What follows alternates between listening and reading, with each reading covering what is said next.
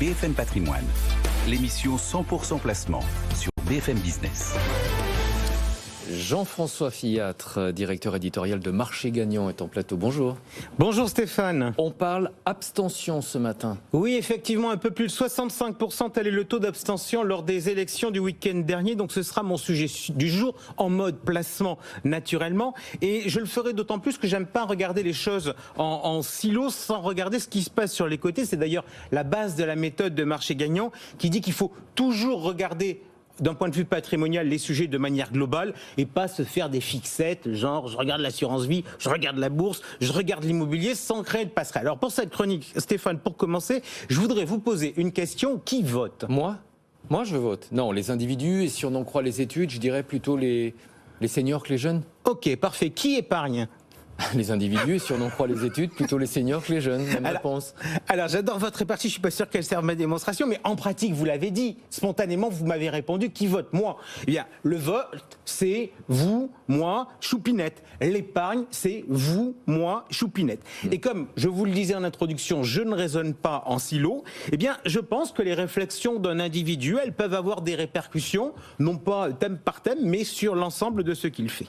Quand vous parlez d'abstention en matière d'épargne, vous faites référence à la surépargne de la période de confinement qui a provoqué une flambée des montants sur les comptes courants. On en a beaucoup parlé sur cette antenne. Non, cela dit, votre remarque, elle est intéressante parce qu'en fait, elle démontre le poids de l'instant dans nos raisonnements. J'ai entendu dire le soir des régionales, l'abstention, c'est que les gens ne sont pas allés voter. Pourquoi ? Parce qu'ils n'y comprennent rien, ils ne savent pas ce que font les régions et les départements. En fait, le problème de l'abstention, à mon avis, d'un point de vue démocratique, ce n'est pas le chiffre en absolu, c'est la tendance. Je me suis amusé à regarder les chiffres, par exemple. La première fois que j'ai voté à l'occasion d'une élection présidentielle, l'abstention au second tour, c'était 14%. La dernière fois, c'était 25%. Donc si je décode le message, vous êtes en train de nous dire que l'épargne Covid, en réalité, cache une réalité qui est installée depuis longtemps ? Depuis combien de temps l'assurance vie n'est plus le placement qui reçoit le plus de collectes dans l'année ? Est-ce que c'est depuis la crise du Covid ? Que dalle ! En fait, la montée de l'argent qu'on ne place pas, on peut à peu près le positionner au début des années 2010. C'est-à-dire donc il y a plus de 10 ans. En 2013, on a, si l'on regarde les stats, le compte à vue qui se chamaille avec le livret A pour avoir la première place du podium. L'année suivante, c'est avec l'assurance vie. Et depuis 2015, eh bien, le compte à vue est le placement préféré des Français, loin devant les autres. Donc je vous le dis, croire que le sujet est lié à la crise du Covid, c'est faire preuve de myopie. Alors comment expliquer cette abstention de la part des épargnants ? Eh bien, la chronologie nous amène à regarder le début des années 90. On se rappelle, c'est juste donc après la crise financière de 2008. Qu'est-ce que collectivement on garde en mémoire de cette crise-là ? Eh bien, on se rappelle d'une crise financière qui plonge l'économie dans l'abîme. Et si l'on regarde en termes d'acteurs, Stéphane, à cette époque, entre banquiers et assureurs, qui est le mauvais élève ? Je dirais plutôt les banquiers, si on se rappelle de la crise de Lehman Brothers qui avait précipité la finance dans la difficulté. Mais cette fois, les banquiers ont été les premiers à dire qu'ils ont été la solution, pas le problème à la crise Covid. Ok, toujours est-il que 2008, on met en place un système de défiance et d'inquiétude qui va être prolongé en Europe par la crise grecque. Et on rappelle que 4 ans plus tard, en pleine crise de l'euro, Mario Draghi est contraint de siffler la fin de la partie et de dégainer son fameux whatever it takes pour sauver l'euro. Alors Stéphane, on nous parle souvent du triptyque pour choisir un placement entre sécurité, liquidité et performance. Quand on est dans un environnement de telle nature, vous faites quoi, vous ? Je vais dire la sécurité. Cela dit, ça ne plaide pas pour le compte courant. Parce que ce sont les banques qui sont dans le collimateur. Et ouais, alors vous avez raison, sauf que je vais vous donner une autre citation après vous avoir parlé de Mario Draghi. 2008, Toulon, Nicolas Sarkozy, président de la République. Je n'accepterai pas qu'un seul déposant perde un seul euro parce qu'un établissement financier se révélerait dans l'incapacité de faire face à ses engagements. Donc, toujours est-il qu'à cette époque-là, se met en place une inquiétude croissante qui renforce le réflexe traditionnel des épargnants en faveur de la sécurité. Juste quand même, on se rappelle qu'à cette époque, en 2014, le rendement moyen des fonds en euros, c'est 2,5%. C'est pas franchement ridicule. 2008-2014, vous avez d'autres dates marquantes dans cette montée abstentionniste ? Alors, 2016, je dirais, décembre 2016, à mon avis, c'est une date importante. C'est l'amendement à la loi Sapin sur l'assurance vie, parce que le bruit qui a généré sur ce texte a pesé sur la la collecte de l'assurance vie dans les années suivantes. Et ce texte, en fait, il révèle que l'assurance vie n'est pas aussi liquide que ce qu'on veut bien croire. Et du coup, ça a renforcé la hiérarchie naturelle des épargnants. 1, préférence pour la sécurité.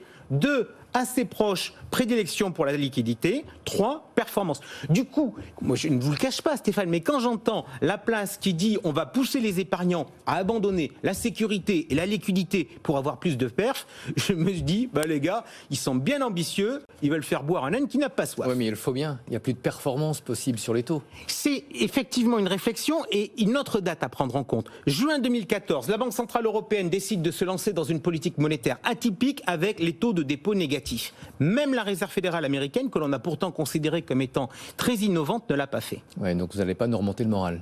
J'essaie en fait, je vais vous dire, de tout écouter. Et voyez-vous, le mois dernier, il a beaucoup été question du 20e anniversaire de l'élection de François Mitterrand. Il y a un truc qui m'a écouté dans tous les reportages que j'ai écoutés, c'est quelque part la recherche d'espoir. Avant, les élections étaient une source d'espoir et 80 est emblématique notamment pour les électeurs de gauche. Alors, aujourd'hui, l'espoir, c'est un truc qui existe peu en politique, en particulier sur toute une partie de l'électorat. Eh bien, voyez-vous, en matière de placement, l'espoir est aussi une donnée majeure. Et si les Français sont revenus en bourse avec la crise du Covid, c'est qu'avec la baisse des cours, cette baisse-là, elle leur a donné l'espoir de gagner de l'argent. Et quelle est la leçon patrimoniale de cette analyse ? Alors, chez Marché Gagnant, on est convaincu d'une chose. 1, il faut écouter les épargnants. D'ailleurs, c'est prévu par la réglementation, mais attention, écouter les épargnants, ça ne veut pas dire faire semblant d'écouter les épargnants. L'échec majeur de certains produits, par exemple l'euro-croissance en assurance vie, c'est clairement le reflet de cette absence d'écoute. Vous avez le système qui dit on veut ça, le client on s'en fout et on voit le résultat à la fin. Oui, donc là vous êtes en train de vous dire le client veut de la liquidité et de la sécurité, donc donnons-lui en et laissons-le sur le compte bancaire. Eh bien, je vais être cash avec vous. Si on n'a pas d'alternative à proposer sur ces 2 critères, réponse oui. D'ailleurs, chez Marché Gagnant, désormais, on analyse le compte courant comme un placement et je peux vous dire que c'est plus liquide que le livret A et que l'assurance vie. C'est plus sûr que l'assurance vie et moins sûr que le livret A, et c'est moins performant que l'assurance vie et que le livret A. Et donc, où est l'espoir ?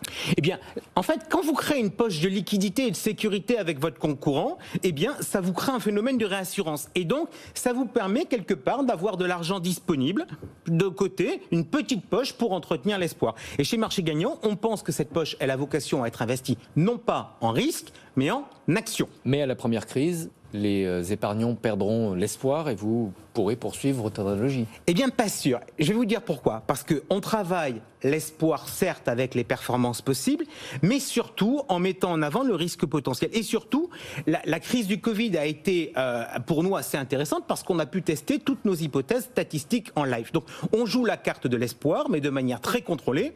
Et en fonction de votre profil, on vous dira combien d'actions vous pouvez avoir. Vous faisiez le parallèle au début avec les élections. Est-ce que les politiques peuvent s'inspirer de la méthode ? Non, je pense que leur équilibre n'est pas le même. Cela dit, à chacun son boulot. Aux politiques, la politique. Aux journalistes et financiers, les questions d'argent. Franchement, pour conclure, je ne cache pas toutefois être démocratiquement inquiet lorsque j'entends, comme je le fais aujourd'hui, les débats où l'on me dit que faire avec la surépargne des Français. Bêtement, il me semble que ça serait peut-être à eux de décider, mais peut-être que je suis un peu trop attaché aux libertés individuelles. Merci beaucoup Jean-François Fillatre, directeur éditorial de marchégagnant.com. On se retrouve dans une petite heure, un petit peu moins, 3/4 d'heure pour répondre aux questions de nos auditeurs et téléspectateurs.